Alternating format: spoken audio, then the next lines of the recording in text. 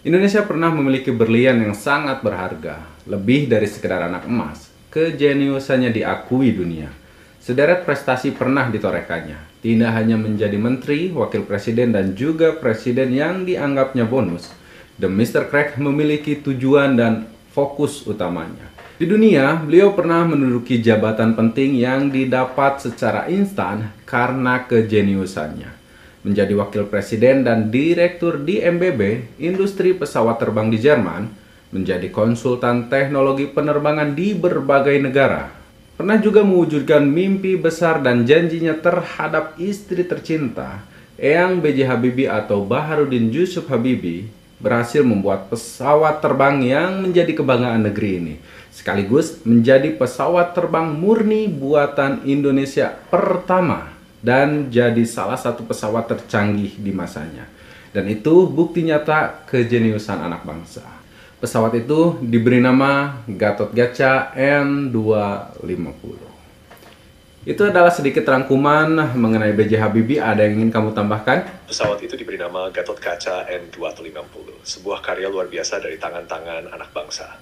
Nama Gatot-Kaca diambil dari toh pewayangan yang dikenal kuat dan mampu terbang, melambangkan harapan besar agar pesawat ini menjadi simbol kebanggaan Indonesia.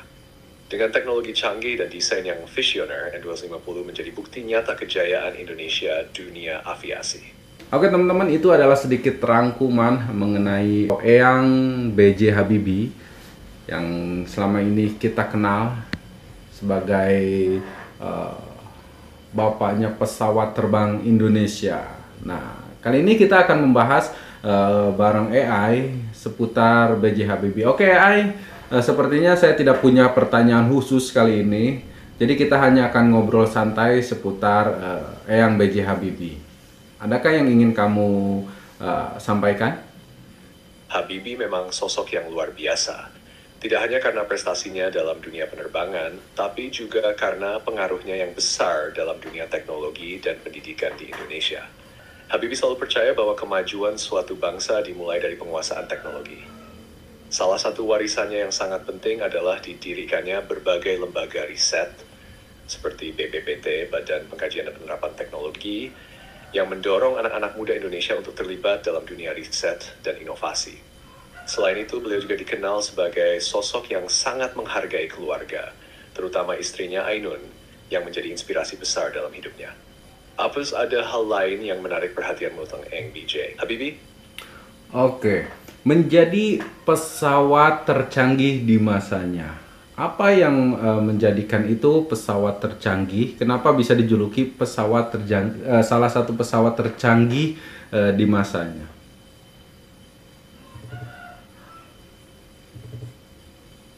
Pesawat Gatot-Kaca N250 dianggap salah satu yang tercanggih di masanya karena menggabungkan berbagai teknologi mutakhir yang belum banyak diterapkan pada pesawat di era itu. Salah satu fitur paling menonjol adalah penggunaan teknologi fly-by-wire, di mana kendali pesawat dilakukan secara elektronik, bukan lagi dengan sistem mekanis tradisional. This is 1610 responsive lebih stabil. Selain itu, desain pesawat ini juga memperkenalkan konsep aerodinamika yang lebih efisien, memungkinkan penghematan bahan bakar, dan meningkatkan performa. N250 juga dirancang dengan kemampuan untuk terbang pada jarak menengah dengan kapasitas penumpang yang optimal, cocok untuk penerbangan domestik yang bisa menghubungkan daerah-daerah di Indonesia. Oleh karena itu, pada zamannya, Gatot-Kaca N250 menjadi sebuah terobosan dalam industri penerbangan dan layak mendapatkan julukan pesawat tercanggih. Oke, mengenai pesawat tercanggih, adakah beberapa pesawat di era modern seperti sekarang ini yang mengadopsi teknologi dari N250 ini? Teknologi yang diperkenalkan oleh N250, terutama fly-by-wire, memang diadopsi oleh pesawat-pesawat modern. Meskipun Gatot-Kaca N250 tidak diproduksi massal, teknologi tersebut menjadi dasar bagi pesawat-pesawat yang lebih canggih di masa kini. Teknologi fly-by-wire yang pertama kali diterapkan di pesawat tempur kini sudah menjadi standar pada banyak pesawat komersial modern seperti Airbus A320, A380, dan Boeing 737 Dreamliner. Selain itu, beberapa konsep aerodinamika yang digunakan dalam desain N250 juga mempengaruhi pengembangan pesawat-pesawat modern, meskipun desain keseluruhan tentu berbeda.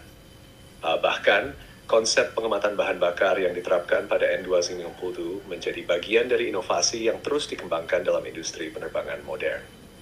Namun meski ada adopsi teknologi tersebut, N250 tetap menjadi pionir penting dalam memperkenalkan konsep-konsep tersebut di Indonesia dan dunia. Teknologi-teknologi yang dikembangkan oleh Habibie dan timnya membuka jalan bagi kemajuan pesawat-pesawat yang lebih efisien dan canggih saat ini. Di dunia, beliau pernah menduduki jabatan penting yang didapat secara instan. Untuk menjadi wakil presiden di MBB, beliau hanya butuh waktu 4 tahun bekerja di sana hingga akhirnya diangkat menjadi wakil presiden. Selain itu, jabatan penting atau prestasi apa yang pernah ditorehkannya di dunia? Selain menjadi wakil presiden di MBB PJ, Habibie juga menjabat sebagai direktur di MBB Messerschmitt Bölkow Blohm, industri pesawat terbang di Jerman. Beliau juga menjadi konsultan teknologi penerbangan untuk berbagai negara dan terlibat dalam pengembangan pesawat terbang serta teknologi penerbangan di tingkat internasional. Kejeniusan beliau diakui dengan kontribusinya dalam pengembangan pesawat terbang yang canggih dan riset teknologi. Menjadi konsultan teknologi penerbangan di berbagai negara, apa saja hasil karyanya? Habibie memberikan kontribusi besar dalam pengembangan berbagai pesawat dan teknologi penerbangan. Beberapa hasil karyanya termasuk saat pengembangan pesawat Airbus A300. Habibie terlibat dalam proyek pengembangan Airbus A300, pesawat penumpang wide-body pertama yang sukses di pasar internasional. 2. Teknologi struktur pesawat. Habibie mengembangkan teknologi untuk menghitung kerusakan struktural, crack propagation pada badan pesawat yang dikenal dengan faktor Habibie, yang kemudian menjadi standar internasional dalam industri penerbangan. 3. Pengembangan pesawat terbang militer dan komersial. Habibie juga berperan dalam pengembangan pesawat-pesawat militer dan komersial di berbagai negara, terutama terkait dengan aspek teknologi dan struktural pesawat. Karyanya menginspirasi banyak negara dan perusahaan dalam industri penerbangan untuk meningkatkan teknologi dan keselamatan pesawat. Oke, setelah sekian lama dan begitu penuh perjuangan, lalu apa kabar dengan Gatot-Kaca N250 sekarang? Gatot-Kaca N250, meskipun dirancang dengan teknologi canggih dan potensi besar, sayangnya tidak pernah diproduksi secara massal. Proyek tersebut menghadapi berbagai tantangan, terutama terkait dengan pembiayaan dan ketidakstabilan politik, serta ekonomi di Indonesia pada saat itu. Setelah uji terbang pertama pada tahun 1995, proyek ini sempat terhenti akibat krisis moneter Asia pada 1997-98. Hingga kini Gatot-Kaca N250 tetap menjadi simbol kebanggaan teknologi Indonesia, tetapi tidak ada kelanjutan produksi atau pengembangan lebih lanjut untuk pesawat ini. Meskipun begitu, inovasi dan teknologi yang dikembangkan dalam proyek ini tetap dihargai sebagai tonggak sejarah dalam industri penerbangan Indonesia dan memberi inspirasi bagi riset dan pengembangan teknologi penerbangan di tanah air. Selama kehadirannya, Gatot-Kaca N250, dia pernah mengudara sebanyak berapa kali? Gatot-Kaca N250 terbang pertama kali pada tanggal 10 Agustus 1995. Secara total, N250 terbang sebanyak 6 kali dalam periode pengujian tersebut sebelum proyeknya dihentikan karena krisis ekonomi dan masalah pendanaan. Uji terbang pertama dan keberhasilan tersebut menunjukkan potensi besar Gatot-Kaca N250 sebagai pesawat canggih, meskipun akhirnya tidak dapat dilanjutkan menjadi produksi massal. Selain krisis moneter atau soal pendanaan, adakah faktor lain yang menyebabkan terhentinya proyek massal pembuatan pesawat terbang Gatot-Kaca N250 ini? Pada saat itu, Indonesia mengalami perubahan politik yang besar menjelang akhir era Orde Baru. Ketidakpastian politik ini mempengaruhi kebijakan pemerintah, termasuk dalam hal dukungan terhadap proyek-proyek besar seperti N250. Perbatasan dukungan dari sektor industri lokal dan internasional menjadi hambatan besar. Indonesia pada saat itu belum memiliki infrastruktur industri penerbangan yang cukup kuat untuk mendukung produksi massal pesawat. 3. Persaingan global. Industri penerbangan global sudah dikuasai oleh raksasa seperti Boeing dan Airbus yang memiliki keunggulan dalam hal sumber daya, teknologi, dan pengalaman. Ini membuat N250 menghadapi tantangan besar untuk bersaing di pasar internasional. Oke, mengenai keterbatasan di zaman itu, kamu bisa memperkirakan apa yang akan terjadi seandainya kehadiran B.J. Habibie dimulai di saat ini. Apa yang akan terjadi? Ada beberapa kemungkinan yang bisa terjadi.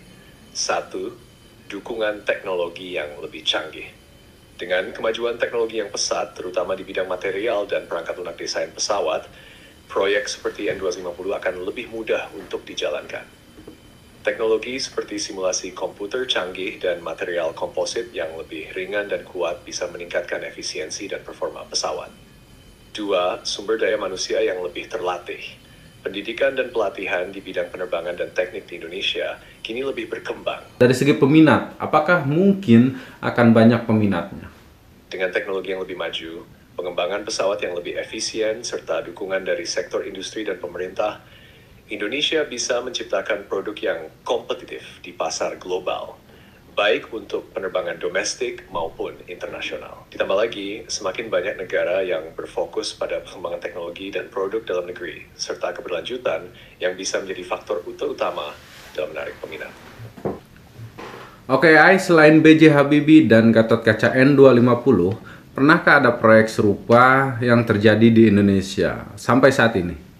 Indonesia memang pernah memiliki proyek penerbangan yang signifikan meski tidak sebesar N250. Beberapa proyek serupa yang masih berlangsung atau pernah ada deadline. Satu, pesawat CN205. Ini adalah pesawat ringan multifungsi yang dikembangkan oleh PT Dirgantara Indonesia bekerja sama dengan CASA Airbus dari Spanyol. Jadi, meski belum ada pesawat komersial besar seperti N250, proyek-proyek tersebut tetap menjadi bagian dari upaya Indonesia dalam mengembangkan industri penerbangan domestik.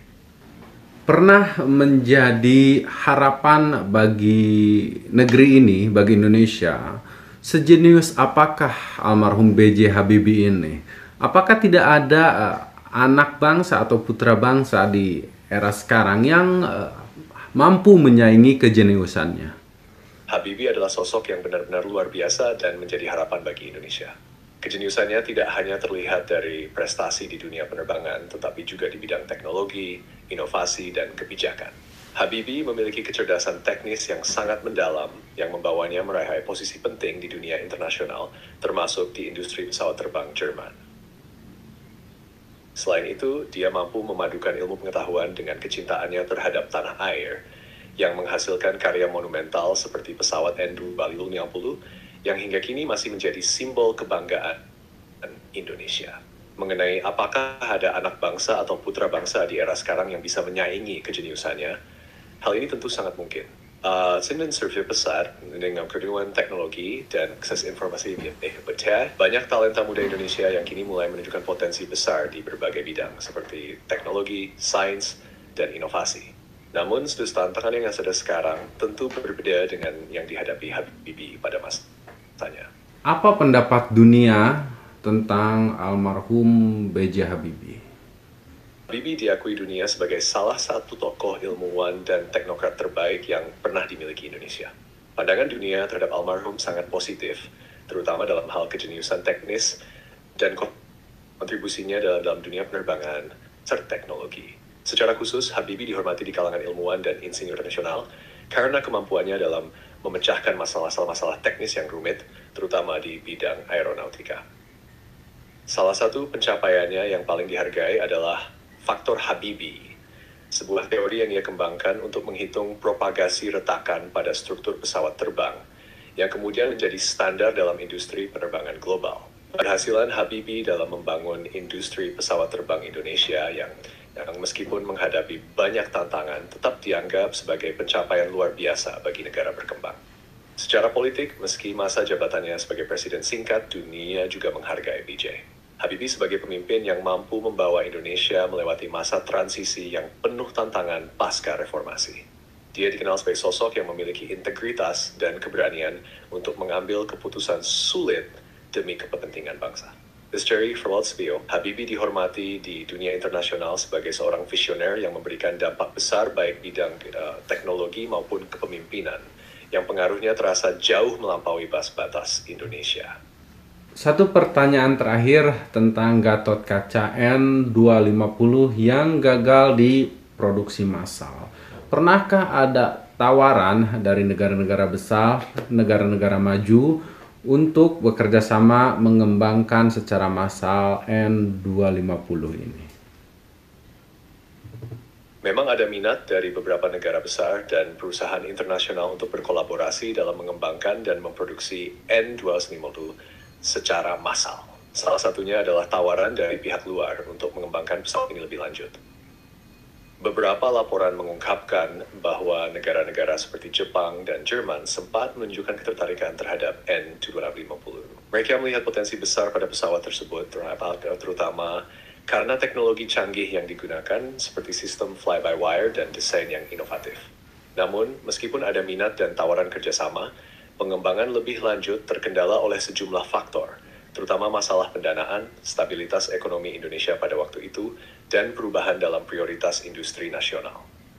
Tawaran kerjasama dari negara-negara besar, tetapi pada akhirnya faktor ekonomi, politik, dan kelemahan dalam manajemen proyek membuat ambisi untuk memproduksi N250 secara massal tidak dapat terwujud. Meski demikian, N250 tetap menjadi simbol kebanggaan Indonesia dan bukti nyata keniusan B.J. Habibie dalam menciptakan teknologi pesawat terbang yang sangat maju pada masanya. Di mana sekarang posisi N250 ini? Gatot Kaca N250 kini berada di Museum Dirgantara Indonesia di Bandung sebagai bagian dari koleksi sejarah penerbangan Indonesia. Tapi sebagian media atau informasi menyatakan bahwa N250 sekarang ada di museum di Yogyakarta. Di mana yang benar? Benar, sebagian informasi menyebutkan N250 ada di Museum Dirgantara Mandala di Yogyakarta, bukan di Bandung. Pesawat tersebut saat ini memang dipamerkan di sana sebagai bagian dari koleksi sejarah penerbangan Indonesia.